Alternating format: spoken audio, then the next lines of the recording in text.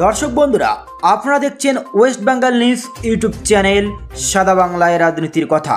সরাসরি চোখ রাখবো আজকের বাছাই করা 10টি গুরুত্বপূর্ণ খবরে। তার আগে আপনাদের কাছে ছোট্ট একটি অনুরোধ, ভিডিওটিতে লাইক করবেন, চ্যানেলটিতে নতুন ভিজিট করলে অবশ্যই চ্যানেলটি সাবস্ক্রাইব করে পাশের বেল আইকনটি প্রেস করে রাখবেন প্রতিদিনের গুরুত্বপূর্ণ সংবাদগুলি সবার আগে পাওয়ার জন্য। ভোটের দামামা বাঁচতেই বাংলায় বিজেপির তৎপরতা, একসঙ্গে বাংলায় আসতে পারেন মোদি অমিত শাহ। লোকসভা নির্বাচনের প্রস্তুতি শুরু হতেই শাসক বিরোধী উভয় পক্ষের কর্মসূচি শুরু হয়ে গেছে জোরালোভাবে। বাংলাতেও এর অন্যথা নেই। শাসক দল তৃণমূলকে ধরাশায়ী করার উদ্দেশ্যে সব রকম কৌশল খাটাতে প্রস্তুত রাজ্যের প্রধান বিরোধী দল তথা কেন্দ্রীয় শাসক দল বিজেপি। এর উদ্যোগে দ্বিগুণ শক্তি যোগাতে একযোগে বাংলায় আসতে পারেন নরেন্দ্র মোদী এবং অমিত শাহ। সূত্রের খবর, উচ্চ মাধ্যমিক পরীক্ষা শেষ হলেই পশ্চিমবঙ্গে আসতে পারেন প্রধানমন্ত্রী নরেন্দ্র মোদী। এখানে একাধিক কেন্দ্রীয় সরকারি প্রকল্পের উদ্বোধন করতে পারেন তিনি। বিজেপির হয়ে একাধিক জনসভা করারও পরিকল্পনা রয়েছে। সামনেই লোকসভা নির্বাচন, সেজন্য শাসক দল তৃণমূলের বিরুদ্ধে প্রবল শক্তি নিয়ে ভোটের লড়াইয়ে ঝাঁপিয়ে পড়তে চায় গেরুয়া শিবির।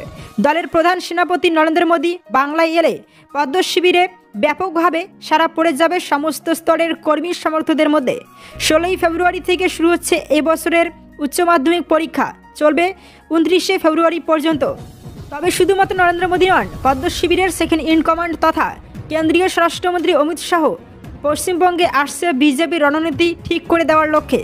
29শে ফেব্রুয়ারি রাজ্যে আসছেন অমিত শাহ। সূত্রের খবর, কলকাতা, কৃষ্ণনগর সহ বিভিন্ন জায়গায় কর্মসূচি রয়েছে কেন্দ্রীয় স্বরাষ্ট্রমন্ত্রীর। রাজ্যসভার ভোটে তুখোর স্ট্রোক মমতার, চেটে ফেললেন 3 জনকে, বদলে নজর কাড়া নতুন মুখ। আসন্ন রাজ্যসভা নির্বাচনে প্রার্থী তালিকা ঘোষণা করে দিল তৃণমূল কংগ্রেস। রবিবার তৃণমূলের এক্স হ্যান্ডেলে রাজ্যসভা নির্বাচনের প্রার্থী তালিকা ঘোষণা করা হয়েছে। বিদায়ী 3 সাংসদকে নতুন করে বাছেননি মমতা বন্দ্যোপাধ্যায়, অভিষেক বন্দ্যোপাধ্যায়রা। তাদের বদলে নতুন মুখকে রাজ্যসভায় নিয়ে যেতে চান তৃণমূল সুপ্রিমো।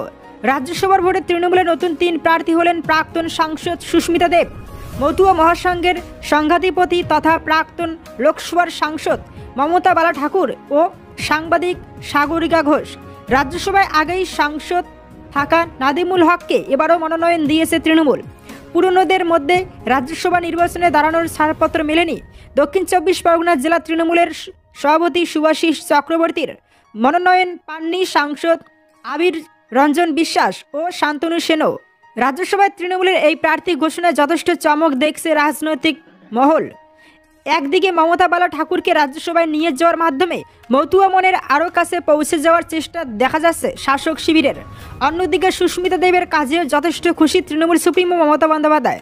প্রাক্তন কেন্দ্রীয় মন্ত্রী সন্তোষ মোহন দেবের কন্যা সুস্মিতা তৃণমূলে যোগ দেওয়া থেকেই দলের হয়ে ভিন রাজ্যেও নানা কাজ করে চলেছেন। এমনকি রাজ্যসভায় তার ভাষণও ফি দিন চর্চায় থাকে। ফের একবার তাকে রাজ্যসভায় মনোনয়ন দিয়ে সোজা ব্যাট খেললেন তৃণমূল নেত্রী। এছাড়াও সাংবাদিক সাগরিকা ঘোষকে এবার রাজ্যসভার ভোটে প্রার্থী করেছে তৃণমূল। প্রখ্যাত সাংবাদিক রাজদীপ সরদেশাইয়ের স্ত্রী সাগরিকা ঘোষ। লিপস অ্যান্ড বাউন্স নিয়ে প্রথমবার মুখ খুললেন অভিষেক বন্দ্যোপাধ্যায়। এখন কি করে ওই সংস্থা? বর্তমান রাজনীতিতে আলোচনার কেন্দ্রবিন্দু তৃণমূল কংগ্রেসের সাধারণ সম্পাদক অভিষেক বন্দ্যোপাধ্যায়। তার সংস্থা লিপস অ্যান্ড বাউন্স নিয়ে সরগরম রাজ্য রাজনীতি। আইন ব্যবস্থা থেকে বিচার ব্যবস্থা, এই সংস্থা নিয়ে আলোচনা সর্বত্র। লোকসভা নির্বাচনের আগে দলের কিঞ্চিত ব্যাঘাত ঘটে যাওয়া ভাবমূর্তি ফেরাতে মরিয়া রাজ্যের শাসক শিবির। এবার নিজেই সব প্রশ্নের উত্তর দিলেন স্বয়ং অভিষেক বন্দ্যোপাধ্যায়। প্রথম সারির সংবাদ মাধ্যমকে দেওয়া সাক্ষাৎকারে অভিষেক বন্দ্যোপাধ্যায় জানিয়েছেন, 2009 সালে তিনি তৈরি করেছিলেন লিপস অ্যান্ড বাউন্স সংস্থাটি। শুরুতে এটি একটি পার্টনারশিপ সংস্থা ছিল। 2012 সালে একে একটি প্রাইভেট লিমিটেড কোম্পানিতে পরিণত হয়। এই কোম্পানির ম্যানেজিং ডিরেক্টর ছিলেন অভিষেক বন্দ্যোপাধ্যায়। শুরুতে এই লিপস অ্যান্ড বাউন্স কোম্পানি একটি কনসালটেন্সি ফার্ম, শেয়ার ট্রেডিং, ব্র্যান্ডিংয়ের কাজ করত। এখন কি করে অভিষেকের সংস্থা? অভিষেক বলেন, লিপস অ্যান্ড বাউন্স মিনারেল ওয়াটার উৎপাদন করে। দক্ষিণ 24 পরগনার বাগড়াহাটে সেই জল প্যাকেজিংয়ের কারখানা রয়েছে, যে কারখানার জমি কেনা হয়েছে 2001 থেকে 2002 সালে। পাশাপাশি অভিষেক আরও বলেন, যে সময় বাগড়াহাটের ওই জমি কেনা হয়েছিল সেই সময় রাজ্যে ভরা বাম জমানা। আমার তখন বয়স 13 বছর। এর দ্বারা তিনি বোঝাতে চেয়েছেন যে সেই সময় তিনি রাজনীতিতে ছিলেন না। 2014 সালে যখন তিনি লোকসভা নির্বাচনে দাঁড়ান তখন তিনি উক্ত সংস্থার ম্যানেজিং ডিরেক্টর পদ থেকে ইস্তফা দেন, নইলে স্বার্থের সংঘাত হওয়ার সম্ভাবনা ছিল।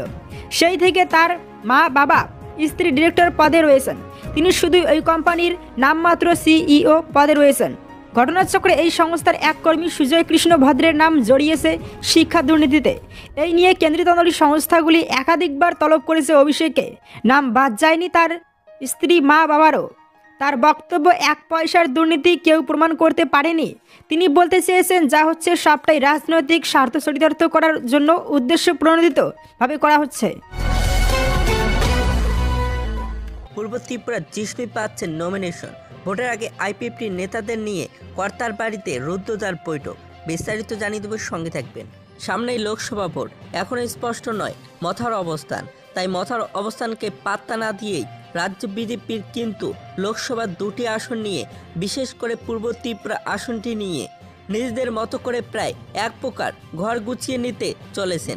যেহেতু এই আসনটি নিয়ে এখনও মথার তাদের অবস্থান স্পষ্ট করেননি, অন্যদিকে ইন্ডিয়া জোট কী সিদ্ধান্ত নেবে তাও এখনও অজানা। তাই রাজ্য বিজেপি চাইছে আগেভাগেই নিজেদের ঘর গুছিয়ে নিয়ে পূর্ব ত্রিপুরায় ঝাঁপিয়ে পড়তে।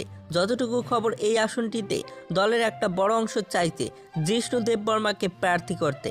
রাজনৈতিক মহল অবশ্য এর পেছনে নানান যুক্তি তর্ক দাঁড় করাচ্ছেন। তাদের অভিমত, যদি মথা এই আসনে আলাদাভাবে প্রতিদ্বন্দ্বিতা করে তাহলে জিষ্ণু দেববর্মাকে প্রার্থী করে কাড়া দিয়ে কাটা তোলার একটা চেষ্টা চালিয়ে যাবেন রাজ্য বিজেপি। যেহেতু এই আসনটিতে বিজেপি এখনও শক্তপোক্ত জায়গায় নেই, তাই পূর্ব ত্রিপুরা আসনে আইপিএফটির শক্তি কতটা আছে তাও যাচাই করে নিতে চাইছেন রাজ্য বিজেপি। আর সেই লক্ষ্যেই আজ অর্থাৎ শনি জিষ্ণু কর্তার বাড়িতে অনুষ্ঠিত হয় একটি রুদ্ধদ্বার বৈঠক। জানা গেছে বৈঠকে শুক্লাচরণ নোয়াতিয়া থেকে শুরু করে প্রেম কুমার, রিয়াংশ, আইপিএফটি অন্যান্য নেতৃত্ববৃন্দরা উপস্থিত ছিলেন। বৈঠকের মূল এজেন্ডা জানা না গেলেও সূত্রের মারফত খবর, জিষ্ণু দেববর্মাকে প্রার্থী করতে চায় আইপিএফটিও। তাই পূর্ব ত্রিপুরা আসনে আইপিএফটির সাংগঠনিক শক্তি সম্পর্কে জিষ্ণু কর্তাকে অবহিত করতে তারাও এই বৈঠকে সাড়া দিয়ে জিষ্ণু কর্তার বাড়িতে। এবং আরও জানা গেছে বিজেপির দিল্লির নেতৃত্ব চাইছেন পূর্ব ত্রিপুরায় জিষ্ণু কর্তাকে প্রার্থী করতে। যতটুকু খবর, আগামী কিছুদিনের মধ্যেই জিষ্ণু কর্তাকে দিল্লিতে তলব করা হতে পারে। যদি ভিডিওটি ভালো লাগে তাহলে একটি লাইক দিবেন, চ্যানেলে নতুন হলে সাবস্ক্রাইব করে পাশে থেকে বেল আইকনে প্রেস করে রাখবেন। এরকম লেটেস্ট ভিডিও